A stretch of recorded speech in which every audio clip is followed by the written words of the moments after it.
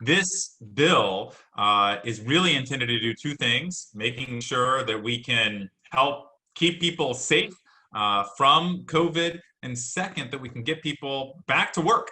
Right now, a lot of the benefits of the last relief package from March are going to expire at the end of the year. That means 750,000 Californians are going to be losing their unemployment benefits right after Christmas. That's a terrible Christmas present. Right now, we have small businesses that are facing closures. We've been asking restaurants to operate at 25% capacity or even less for 9 months now. That's impossible for most of the small businesses across the valley. And so this effort was to try to restart discussions on a bipartisan relief bill by the end of the year.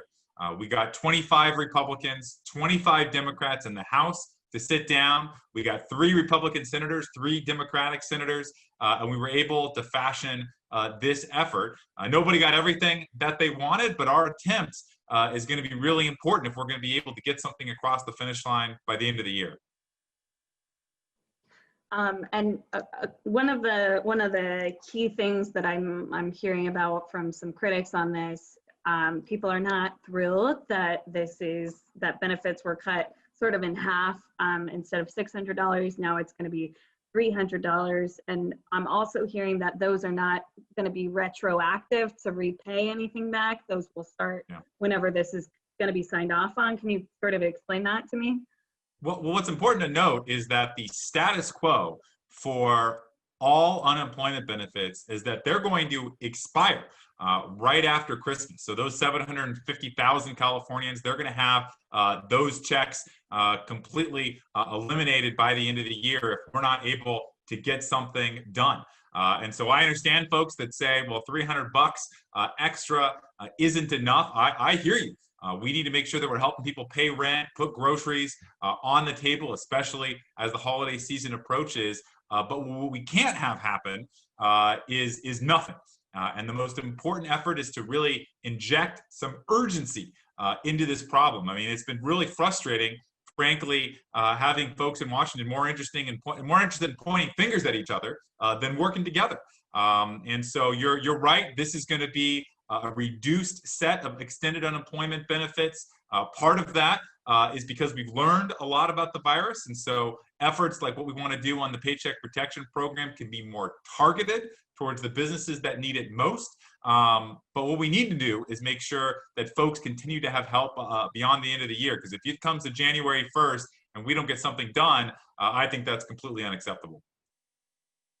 Yeah, absolutely. So like you said, this is a compromise, and this isn't something where everybody's getting exactly what they wanted.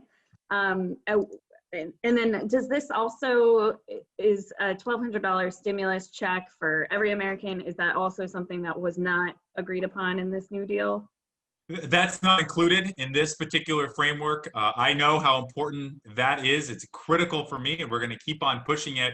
But think of this as not a final version. Think of this as an extension of the most important benefits that are going to expire if we do nothing.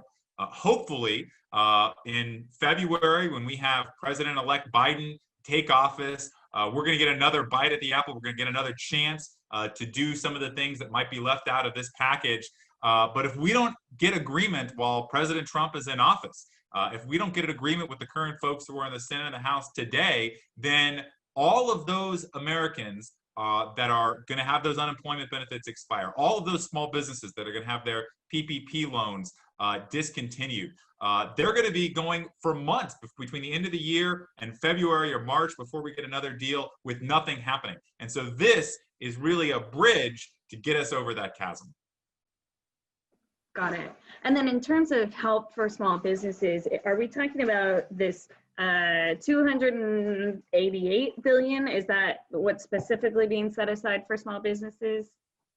Yes, absolutely. And it does a couple things that are really important. One is it eliminates some of the red tape that is cropped up in the PPP program. It also allows businesses that are going to hit from tax issues. It cleans up some of those issues. And then it's a very targeted approach towards businesses like the restaurant industry and the entertainment industry. Really, any business that depends on large gatherings of people, those businesses have just been completely crushed over the last 9 months. Some of them are never going to open their doors. Over 100,000 businesses may never reopen again. And that's why we really need to make sure that there is targeted supplemental support. It's unreasonable to ask businesses to close their doors for 9 months without giving them additional support. And that's what this package is trying to help with. Got it. Okay, perfect. And then let's see here. In terms of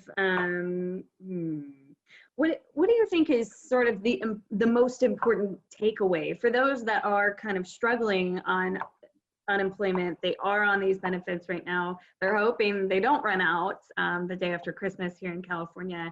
Now that this plan has been unveiled, what message do you want to give to some of your constituents here in California? Tell your stories. This bill has a long way to go. It hasn't been embraced by either Republican or Democratic leaders yet. Those leaders are going to look to public sentiment, look to the stories of folks that are going to be impacted by this bill as they decide whether or not they want to kick the can another couple months or whether or not they want to get immediate relief to people that desperately need it.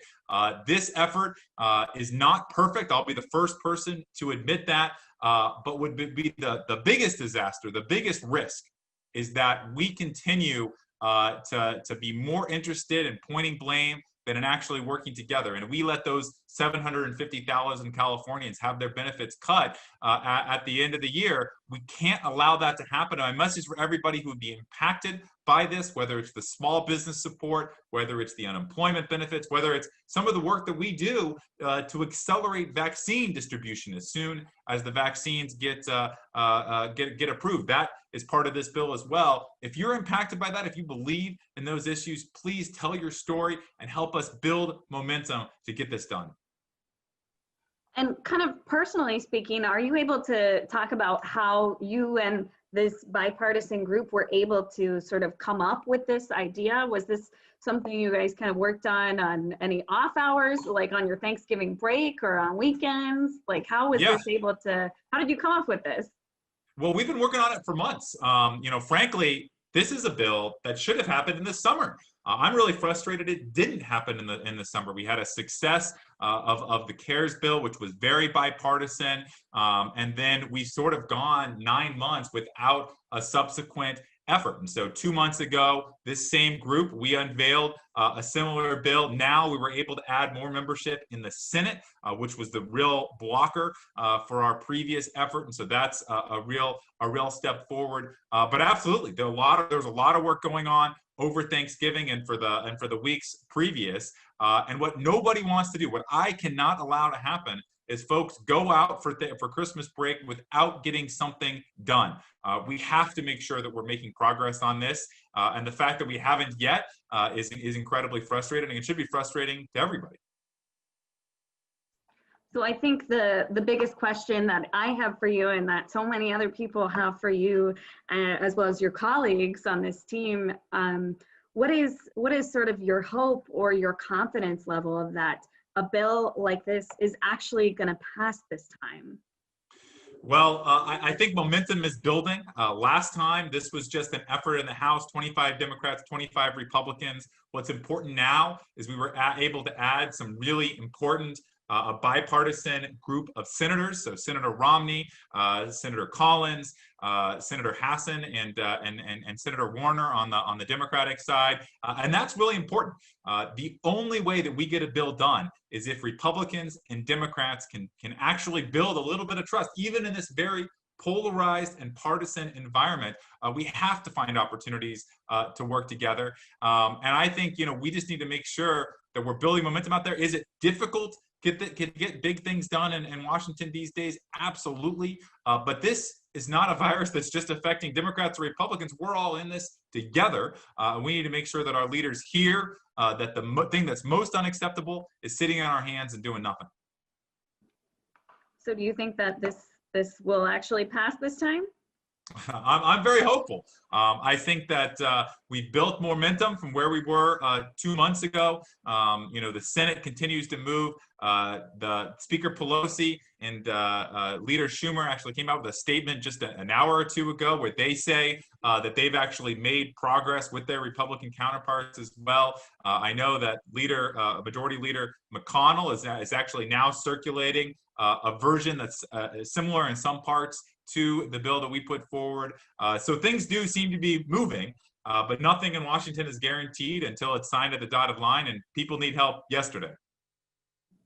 And then my last quick thing, is this also included in this very long bill? Is this also hopefully maybe something that could prevent a possible government shutdown at the end of the year? Or I guess December 13th, if I have my days correct?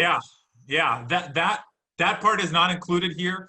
We also need to reach a deal on the budget to make sure that those programs, the existing government programs, whether it's our military spending, whether it's the support that's already going out the door for hospitals and food stamps and the like, that needs to reach a consensus as well. That hasn't been reached either.